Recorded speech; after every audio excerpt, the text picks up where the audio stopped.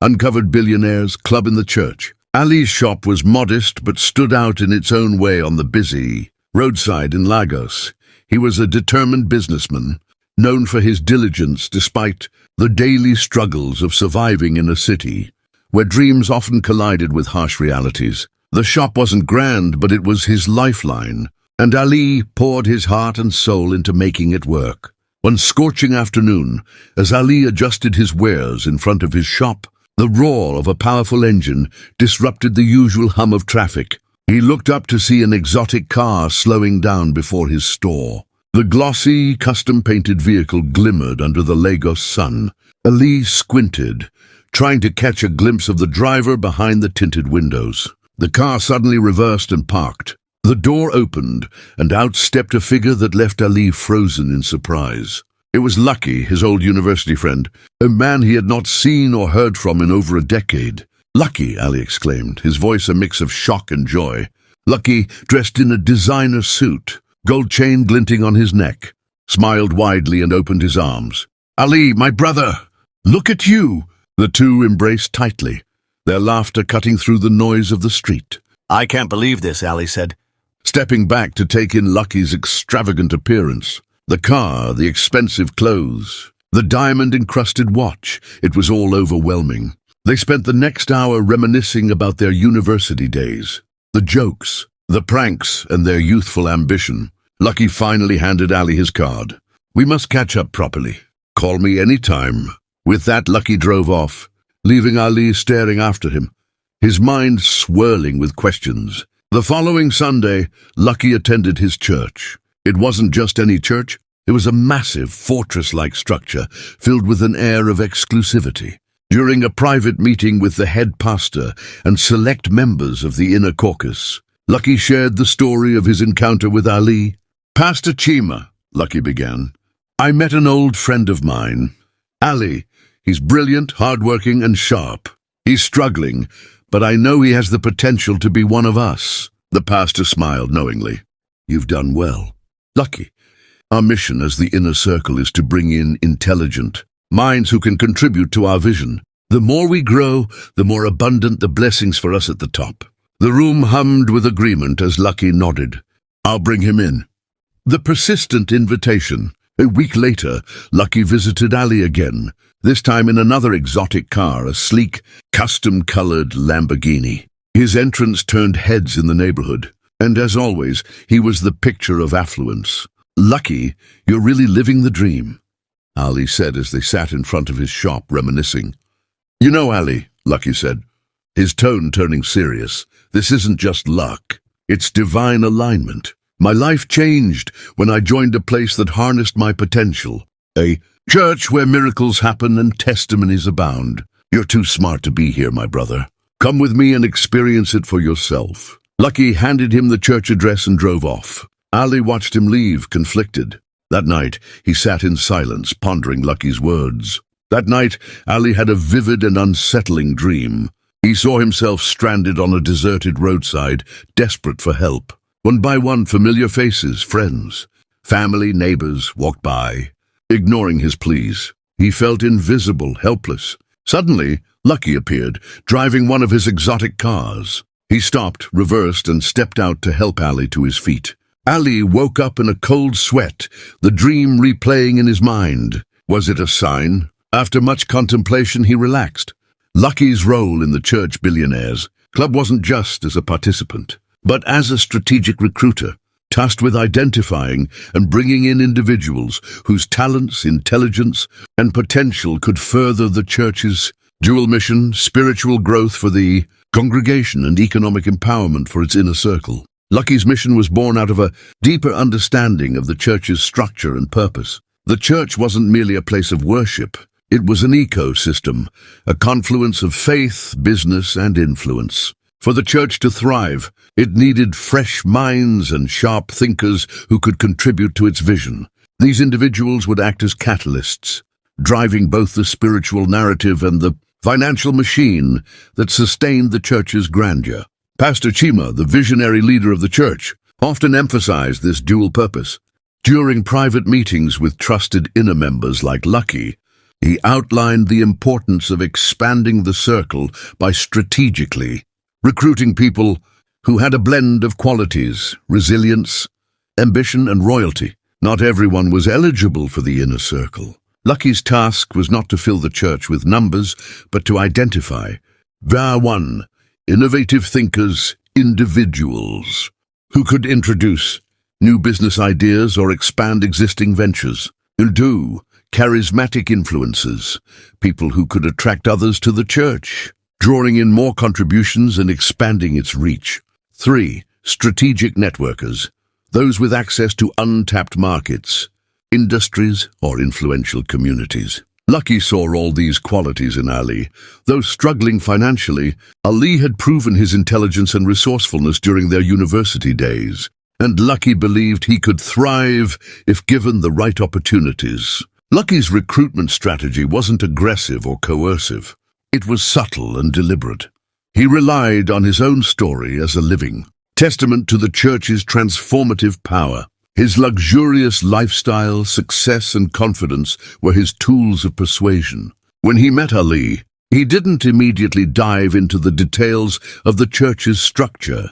Instead, he built trust by rekindling their friendship and sharing his own journey. His approach was to plant seeds of curiosity and inspiration in Ali's mind. The dream Ali had that night, a symbolic vision of rescue and elevation, was the result of Lucky's carefully constructed narrative. Lucky understood that people often need a sign, a moment of clarity to step into a new phase of life. Lucky wasn't acting solely out of personal interest. His mission aligned with the broader goals of the church. Every new recruit like Ali strengthened the church's foundation, not only spiritually but economically.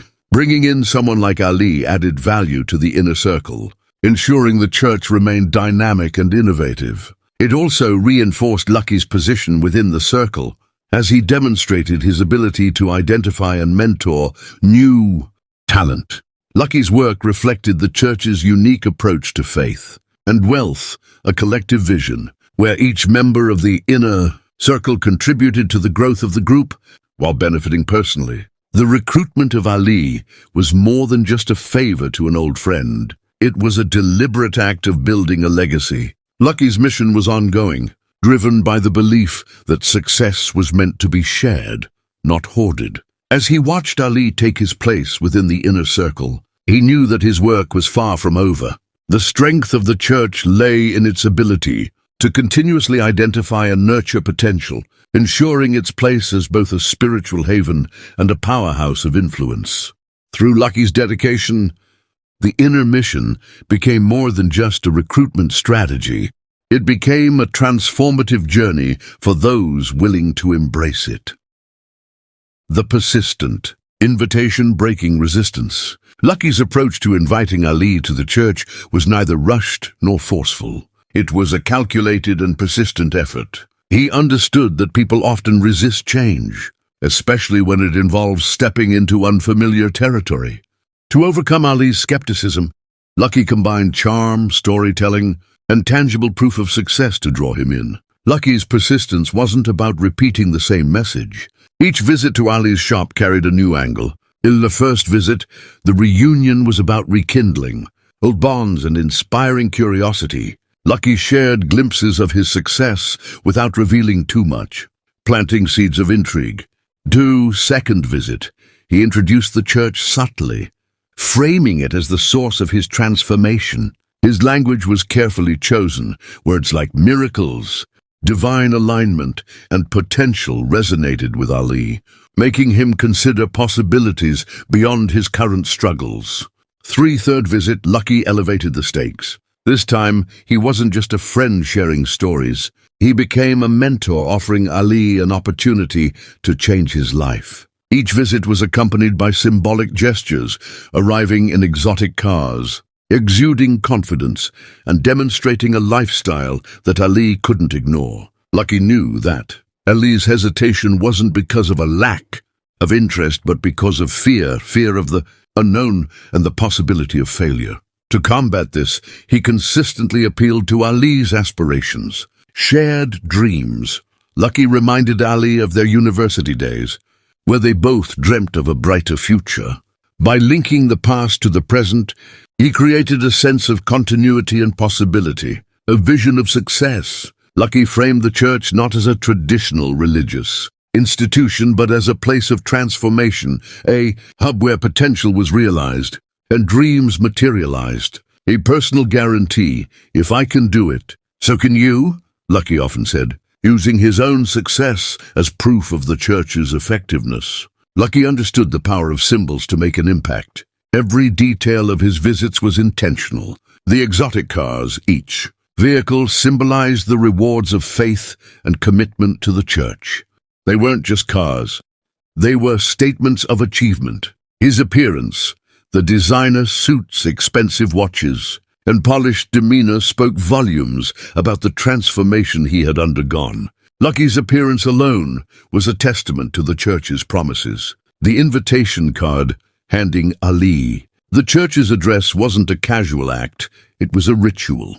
The card represented a gateway to a new life, a tangible link to a future of abundance. Rather than overwhelming Ali with pressure, Lucky built trust gradually.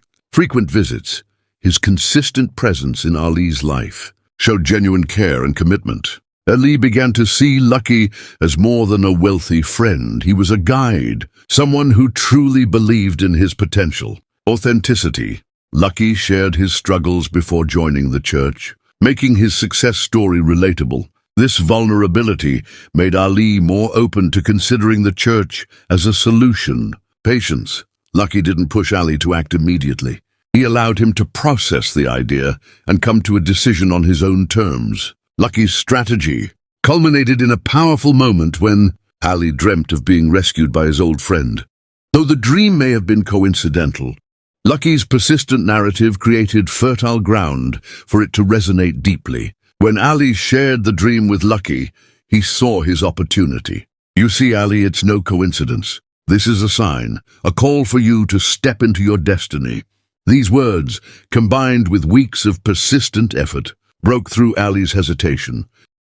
A compelling proposition. The invitation wasn't just about attending a service. It was about joining a community that offered spiritual growth. Ali was told that faith could unlock doors he didn't even know existed. Financial opportunities. Lucky hinted at the church's business network, presenting it as a place where ambition thrived. Support and belonging. The church promised a sense of family and solidarity, especially for those willing to contribute and grow within its structure. When Lucky handed Ali the church's address for the second time, he left him with one final message. Ali, this isn't just about me or the church. It's about you. You're destined for greatness, but sometimes destiny needs a little nudge. Don't let fear hold you back. This statement stayed with Ali, pushing him to take the leap. Lucky's persistent invitation wasn't just an attempt to recruit a friend.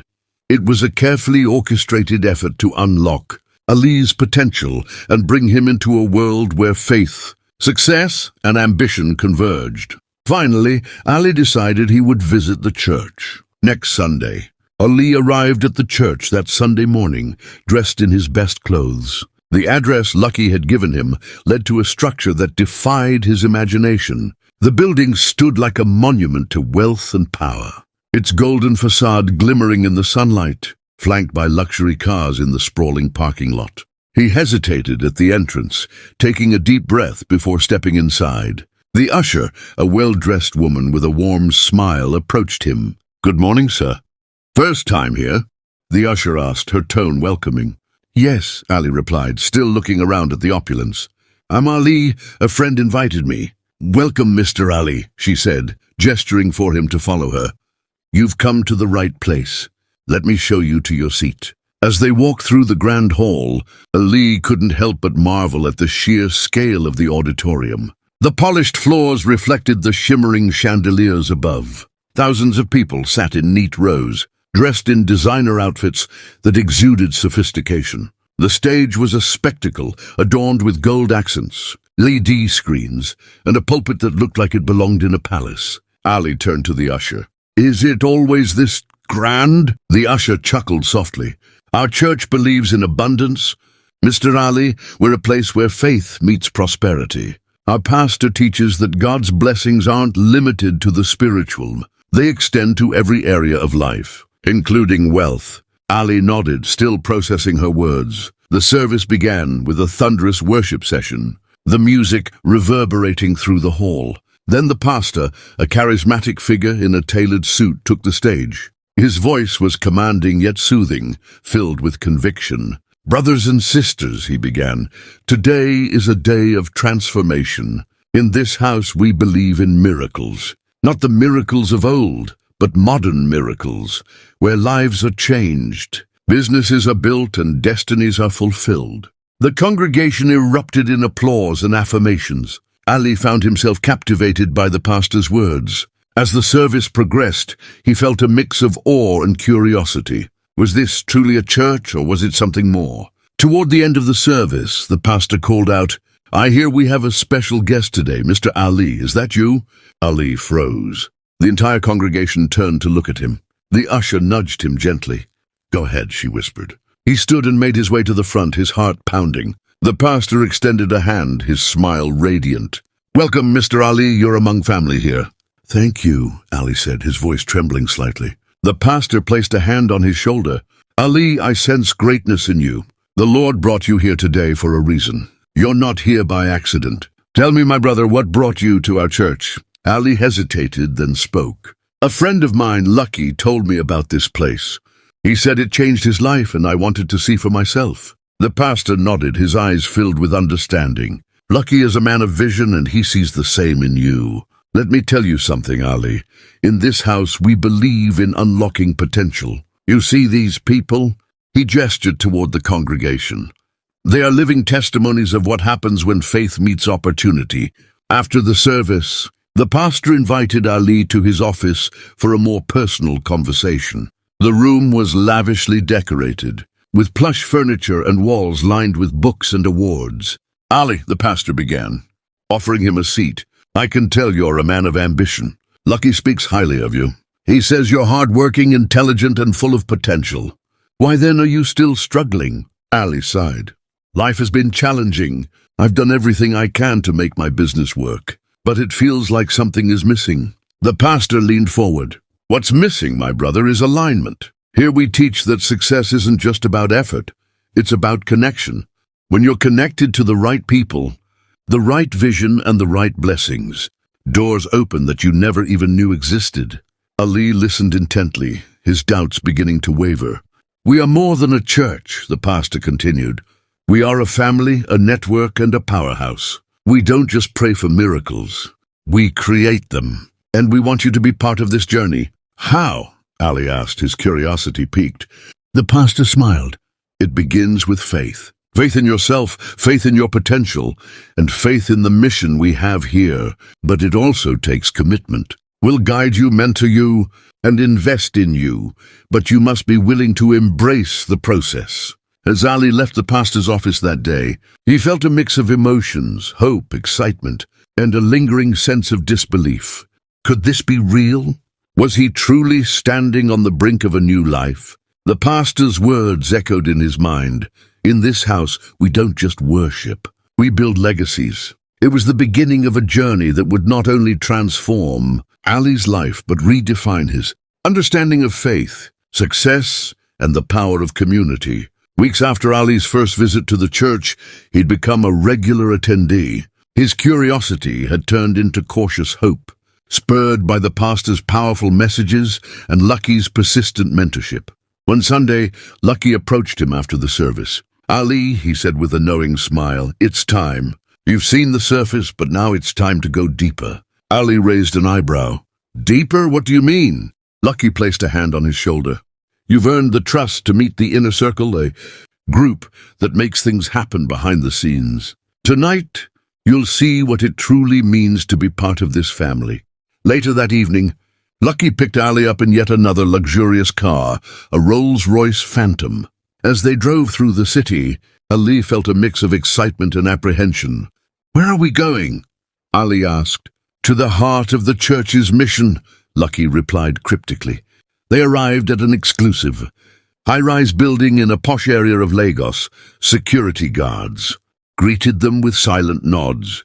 and a private elevator whisked them to the penthouse floor. The room they entered was nothing short of breathtaking. A massive conference table dominated the space, surrounded by leather chairs. The walls were lined with screens displaying global stock markets, business updates, and charitable initiatives linked to the church. A bar stocked with the finest drinks glistened in one corner, and soft, classical music played in the background.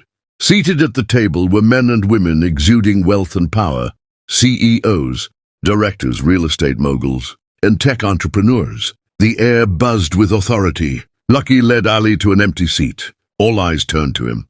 The head pastor, seated at the head of the table, greeted him with a warm smile. "Ali, welcome to the inner circle," the pastor said. "This is where faith meets action, where prayers translate into results, and where visions turn into empires." Ali nodded, overwhelmed by the grandeur and the company. "Before we proceed," the pastor continued, "let us introduce ourselves." One by one, the members introduced themselves. A real estate tycoon who built luxury estates across the continent. A tech entrepreneur whose startup had just secured millions in funding. A logistics magnate who controlled shipping routes across West Africa. A financial strategist who advised on multi-million-dollar investments. As they spoke, Ali realized the magnitude of what he had stepped into. These weren't ordinary people. They were powerhouses shaping industries and economies. The pastor leaned forward, his voice steady and commanding. "Ali, you must understand what we do here. The congregation sees us as a church, a place of worship, and they are right. But we are also a movement. The offerings, tithes, and seeds we receive are not just for spiritual purposes. They are investments. We use these funds to build businesses, acquire assets, and expand our influence." Ali listened intently, his heart racing. "We operate on a simple principle," the pastor continued. "The more people we bring into the fold, the greater the blessings for everyone. As we prosper, so does the church. And as the church grows, so do our opportunities." A member chimed in. "It's a cycle of abundance, Ali. We're not just here to pray, we're here to create." The pastor stood and opened a briefcase on the table. Inside was a stack of cash, $500,000 in crisp bills. "This," he said, pushing the briefcase toward Ali, "is your start. Use it to rebuild your business, elevate your status, and align yourself with our mission. But remember, this isn't free money. It's an investment in you. And in return, we expect you to invest in others." Ali stared at the briefcase, his mind racing. "How do I repay this?" he asked cautiously. The pastor smiled. "By bringing value to the circle. Use your intelligence and connections to grow. Mentor others.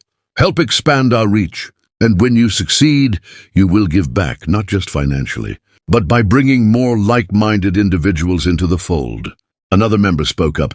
"Ali, being part of this circle isn't just about wealth. It's about influence. We use our resources to shape industries, support communities, and guide the next generation. We expect loyalty, discretion, and ambition." The logistics magnate added, "You'll have access to our networks, advice, and mentorship. But you must be ready to contribute. This isn't charity, it's a partnership." Ali took a deep breath. "This is overwhelming. I came here looking for a way out of my struggles, and now you're offering me a chance to change my life completely." The pastor nodded. "You're here because you're ready, Ali. We see potential in you. This is your moment to rise." After a moment of silence, Ali said, "I accept. I'm ready to be part of this." The room erupted in applause, and glasses of champagne were poured. That evening, the inner circle celebrated Ali's induction with a toast. The pastor raised his glass. "To Ali, our newest member, may his journey be fruitful, and may he bring others into the light of abundance."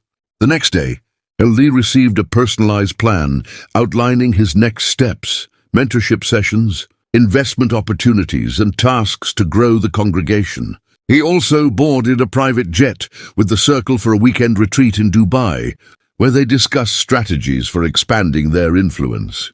As Ali settled into his new life, he realized the inner circle was both a blessing and a responsibility. It wasn't just about personal gain, it was about contributing to a larger vision, He was no longer a struggling shopkeeper. He was part of a network that controlled vast resources and wielded immense influence. The inner circle had given Ali the tools to succeed, but it was up to him to prove that he was worthy of the opportunity. Watch out for part 2, and what is your expectations of what Ali did with the golden opportunity given to him by the inner circle? Drop your comments on the comments section, and don't forget to like and subscribe for more inspiring, timeless stories. Together, let's spread love and kindness. Peace.